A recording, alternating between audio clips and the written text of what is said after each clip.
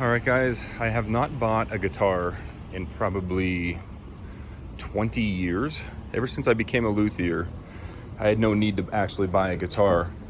And right now, here at the UPS store in Lakewood, Colorado, my Gibson Les Paul is here. Sweet.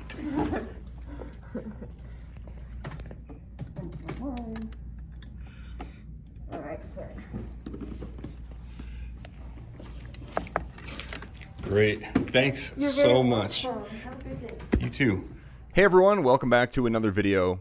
So about a month ago, my friend Jason, my best friend from back in Pennsylvania, he's been calling me every single day asking advice on what kind of guitar to get because he's getting interested in playing guitar again, and he knows that I'm a luthier, so I was giving him advice, and we kind of figured out he wanted a Schecter Apocalypse that he ended up buying. That was about a week ago. And then all of a sudden, out of nowhere, he's like, dude, I'm going to buy a Les Paul. And ever since I became a guitar maker, I have not purchased a guitar. So it's been like 20 years since I actually purchased a guitar. Like the ones you see back here, I built this one. This was actually my very first guitar, the Jackson Rhodes EX right there. I bought that with my paper route money when I was like 15 or something. But yeah, right here behind me, Gibson Les Paul Standard 60's, and I'm going to show you guys the Gibson website and what they offer right now. Now, I haven't been following Gibson for a couple years at least, so I don't know how long they've been offering these different styles of Les Pauls. I do know that Gibson's now under new management, and they went back to the way that they should be. Like, they're no longer hollowed out, so they don't have the weight reduction. These are solid mahogany. This is the one that we decided on here, the Les Paul Standard 60's. I got the iced tea color. Looks like that. See, it's like a reddish color. Real nice iced tea sunburst, I guess you would call it. And it comes with a double A flame maple top, which means it's hopefully a little bit better than the one pictured here. I know Jason sent me pictures of his. He already got his. He got the bourbon though, and his top is way better. His top is closer to this one here, like really nice flame maple. So yeah. Anyway, the other color that they offer in the 60's is the Unburst. That one looks really nice too. So I was thinking about either this one or the iced tea because Jason got the bourbon, so I wanted to get something different. So I really like the red and yellow color of this iced tea here. Anyway, I can go on and on about it. You guys can see the description right there if you guys want to pause it and read it. The price was $2,499 after tax for me, and shipping, it was like $2,611, I think it was. Purchased on July 28th, 2021. So anyway, guys, I have the guitar back here. I'm excited to get into it. It's right here. I'm going to get the camera angle the best I can. We'll do an unboxing of this thing. We'll look at it very closely. I got some really expensive camera lenses that we're going to zoom in and look at it really closely. And I'll show you what I, as a luthier, look at, especially from a company like Gibson. I hold them, really, really high regards. I expect for $2,500 to get not perfection. Okay, that's what luthiers like myself and custom guys do. Gibson guitars, these aren't like a custom guitar company. They do have a custom shop, and I don't know if they still have the pro shop or not, but Gibson guitars it's like a piece of American history. That's why I decided to purchase one, because no matter what it comes as, it is what it is. I'll be happy with it. I'm not expecting perfection. Like me, if I'm, scraping fretboard, well, I'll show you all that stuff. Let me open up the box. We'll take a look at the case. We'll get it on the bench here, and we'll take a closer look at it. First thing I want to look at is the actual packaging from the factory. Oh, okay. So it has one of these dealies where you pull it out, lift up. And so they have cardboard insert, and then probably bubble wrap. Yep, that's perfectly fine. And then they have bubble wrap all around. I don't know if you can see that. They've got bubble wrap like, whoops, let me get the camera, let me get the light better. There we go. I don't know if you can see in there, but they have bubble wrap all wrapped around the case itself. I could reuse that. This is really exciting, man. I have not purchased a guitar since before I was a guitar maker.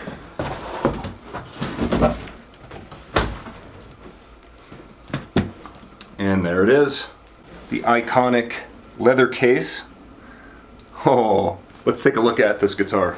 All right, here we go.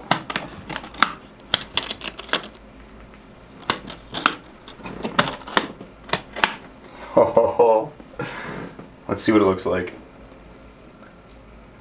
Oh, wow. Yep. Oh.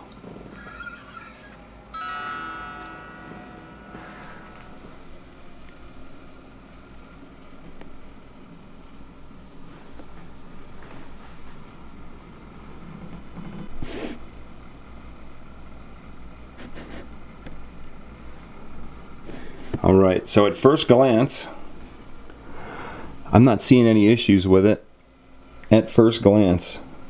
So now we're going to look at it a little bit closer and enjoy this unboxing. Right, so the first thing I noticed when I picked this thing up for the first time out of the case was the weight. All right, so the body itself is made out of mahogany.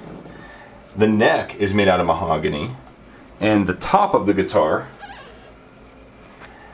I think it's a 1/2 inch or 3/4 of an inch thick before carving. It's actually maple. And wow, I got a really nice looking top here. All these lines right here, this is, it's called figure in the wood, or it's called flame maple.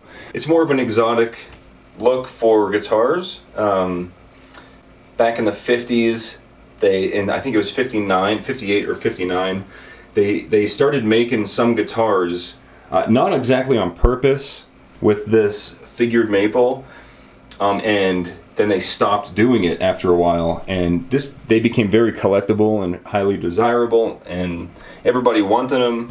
And then they started making them again in the 80s with the flame maple tops and everything, because during the 70s the guitars were kind of these Les Pauls were made a lot cheaper. And then back in, like, I think it was 82 or 80, or no, 1980, I think they started making them again with these flame maple tops. So yeah, this is really nice. This is a nice one. All right, so this is the Les Paul standard 60s iced tea finish, built in 2021. Let me get the paperwork real quick. So these Gibson Les Pauls, they come with a leather strap, Gibson logo, real nice. A strangely familiar picture that I just took out of the case, like at somebody's computer desk. That's interesting. It's probably from the setup. Take a picture of it. Interesting. It's kind of cool. The date is 7/16/21. Now I don't know if that's the day it was built, or the day it was set up, or finished, or what, but it does give you a very good idea of when. So that's only like 2 weeks ago. There's a little yellow packet here, inspected by number 8. This is keys for the case. There's the warranty, owner's manual. There's a microfiber cloth and a little setup tool that will come in handy for this video. All right, some more specs on this guitar. These pickups, the neck pickup, this is the 61R pickup, Burst Bucker 61R, and then the bridge pickup is a 61T. They're both loaded with Alnico V magnets, audio taper potentiometers, These are they have like a little reflector on the top. The gold top hat knobs with silver reflectors here. It's got a tune-o-matic bridge, an aluminum stop bar tailpiece, and the thing that I really like about this guitar is the electronics are wired the vintage way with the orange drop capacitors, and we'll open up the back and take a look at that as well. Yeah, man, I'm really happy. It looks really exactly what I was picturing in my head. All right, so now let's get the macro lens. We'll look over this thing really closely. We'll look for any finish dings, which I'm actually going to look for before I turn the camera on. If I find anything, I'll show you. But I do want to get a real close look at everything on this guitar. All right, going over this guitar, first thing I notice is right here, we have some finish problems here on the nut. Now this isn't by any means end of the world type stuff. Nuts here, they get replaced. All this finish has to come off eventually anyway. It's just, you know, in here, what is that? A little bit of finish right there. That's no problem. But yeah, a little bit of finish there I noticed on the edge. That should be from the factory. That should be perfect, but definitely not a deal breaker. Not a big deal at all, really. Then, by the way, so when cutting a nut like this, okay, the low strings, the low E, the A, and the D, these are perfect. They come up above the nut about halfway, but when we get over here to the G, B, and E, they're sunken down in. Again, not a deal breaker, it's just that the person who cut this nut went a little deep. And sometimes I do have to go a little bit deeper to get the right height off the first fret. Yeah, these are all at the right height. So yeah, they had to cut it a little bit deeper. Now ideally what they would do is they would go back after they got it to the right height and they would sand the top of this nut down just enough so where half of the string is sticking up above the nut and the other half is below. Now the frets themselves, you can see little chatter marks and stuff. I'm trying to focus in and out so you can see all the way down the fret. Is that polish on there, or are they just not polished? I can't tell if that's polished compound or if they're actually not polished. I would do way better if it was coming out of my custom shop. These things would be like little mirrors. These are not. They've been crowned and somewhat polished, but I think whoever did the frets just did a quick, lazy job, honestly. They could be way better.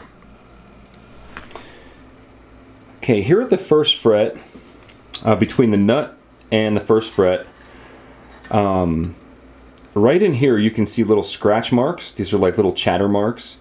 This is from when whoever scraped the fretboard after finishing and after fretting, they left little chatter marks there that they decided not to clean up. Now when I do it, I make little burnishing tools out of razor blades, and they work perfectly. I don't know what they use at Gibson. They probably have a specialized tool, but that would not fly out of my shop.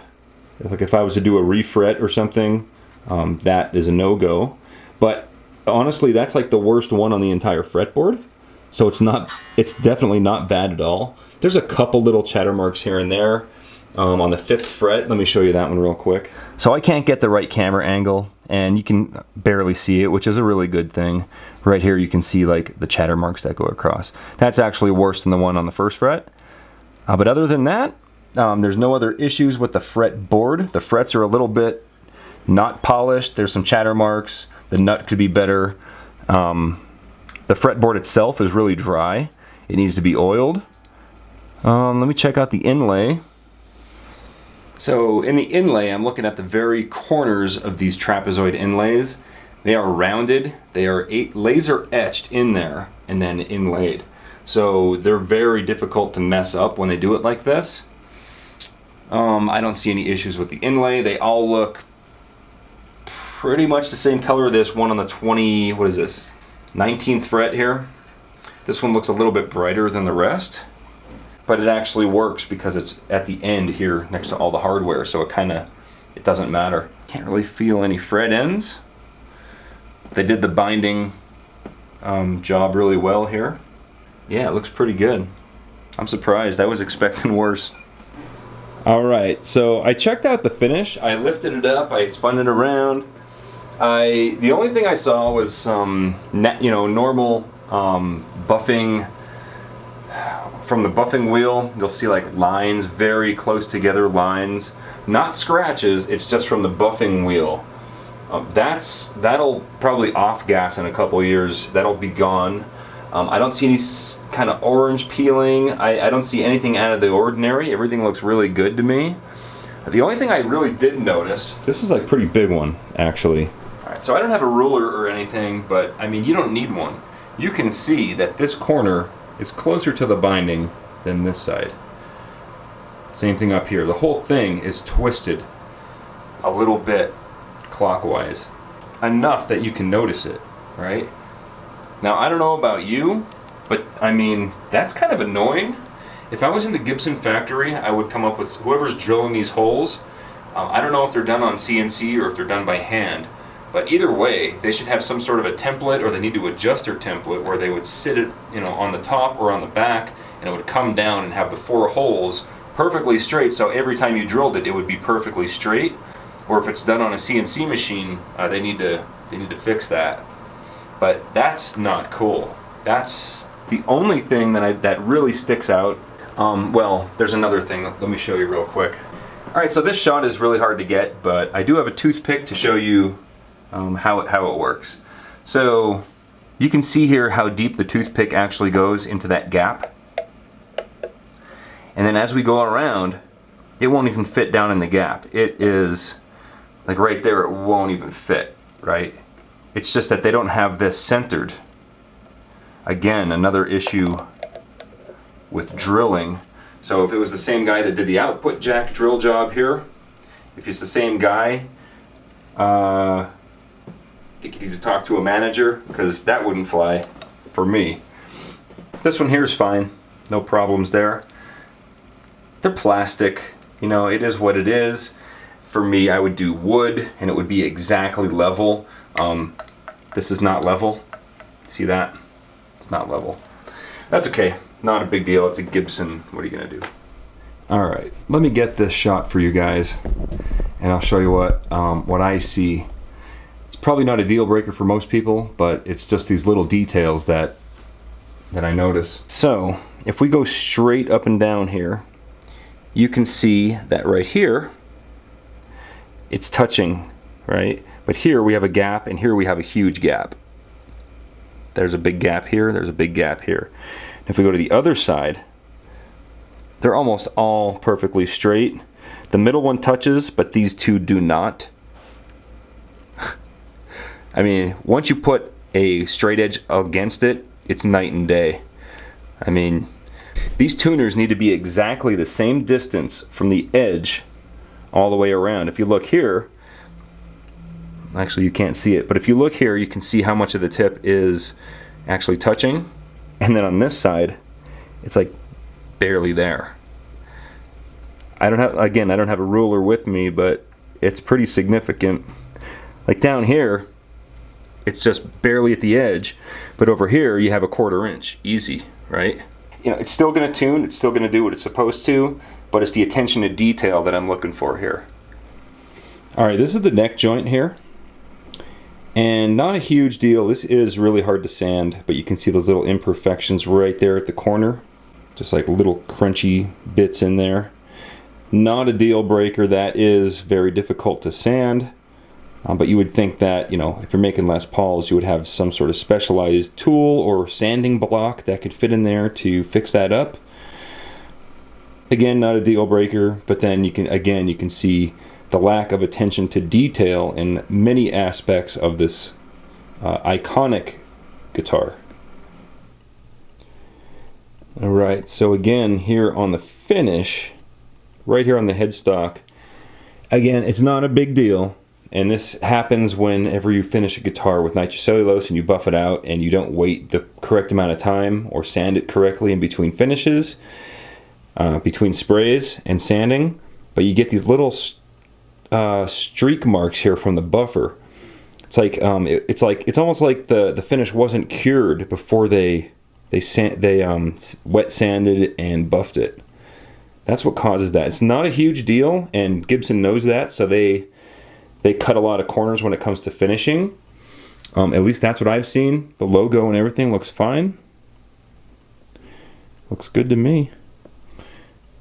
All right, here's an example of how well done the inlays are on the fretboard. Right, I do these by hand, and it's pretty impossible to get it that perfect. When you have, you know, clean edges with no fill in between, that's what lasers can do. These are done by laser, and man, that is really clean work. I've never worked with lasers personally on guitars. But man, that's really good. The only thing is, I would kind of prefer the pointed edges instead of the rounded. It just looks better to me.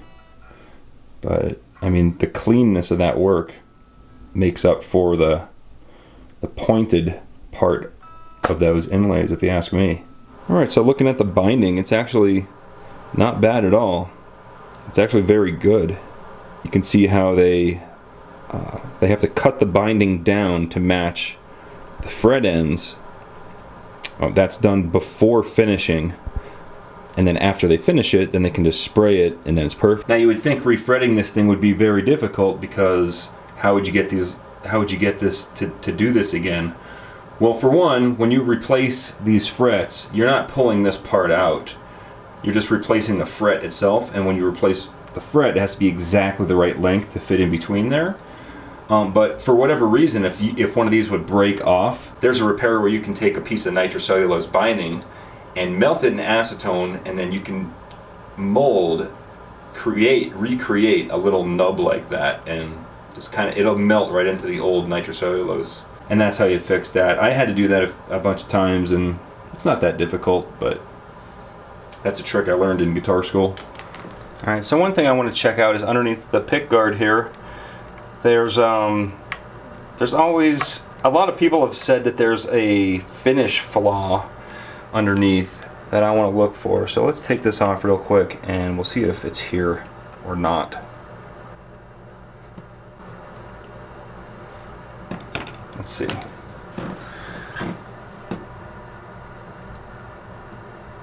Yep, there is something right there. Okay, so you can see here there's a little piece of felt at the bottom that actually touches the finish.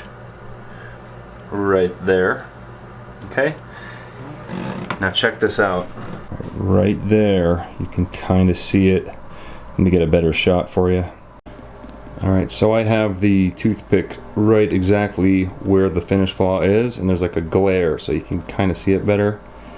It just looks like an indentation of the felt that was sitting there for no more than a week. And again, that tells me that this finish has not been cured correctly. I think Gibson should spend at least another week letting their nitrocellulose finish cure. If anybody disagrees with that or agrees with me, let me know in the comments. Let me know you're watching this. But if you just bought a brand new Les Paul, or if you have an old Les Paul, take your pickguard off and take a look and see if you have that too. This is a common problem, and I'm surprised Gibson doesn't do anything, but I mean, Gibson's pumping out guitars. Why spend extra time when people are going to buy them anyway? It's just a quality issue. It's a lack of patience or greed or something. Not really sure, but it's there. Alright, so now for me, this is actually a pretty exciting part. This is wired the same way that the originals were wired. So I want to see if they have the same kind of wiring and everything, the same stuff, the same potentiometers and everything. We're going to see that right in a second. I haven't worked on any guitars in quite a while, so this is actually a lot of fun for me. Alright, let's see what we got here. Alright, that is awesome. They're still using the same braided wiring here. The orange drop capacitors. Gibson right on the potentiometers, of course. Solder jobs look good to me, man. Nice and shiny. That's awesome. That's actually really nice. So we're here, we might as well take off the switch cover and take a look at it. Let's see what we got here. Yep, looks fine. No difference. Les Paul switches always look like that. Three-way switch, three-way toggle. Alrighty. Alright, first things first, got to tune it up. I got a tuner over there. I'm up in Colorado. This thing was built in Nashville, so there's a big elevation difference, humidity, and all that stuff. So tune it up. Tune's nice and smooth.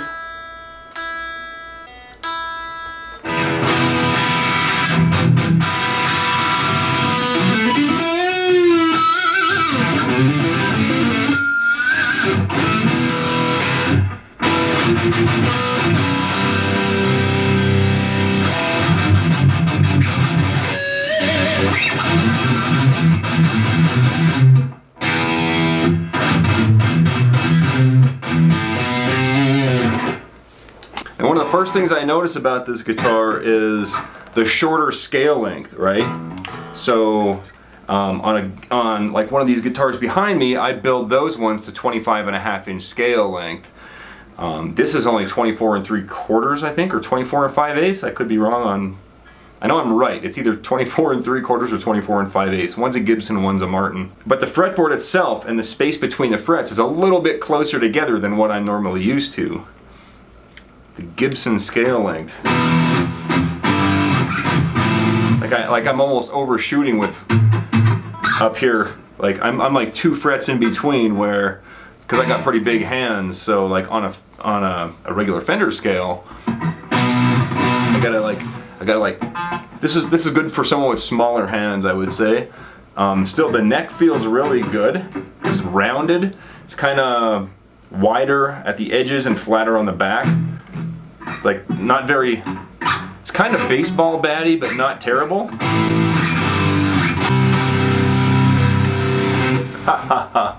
So this neck is the slim taper 60s style. It just feels the same all the way up. Like it's exactly the same radius, the same shape all the way up. It's good for any kind of music. Gibson Les Paul, my very first one. Thanks everybody for watching. If you like this video, hit the thumbs up button. If you haven't subscribed, you know what to do. And I'm gonna keep playing guitar. Have a good day, everybody.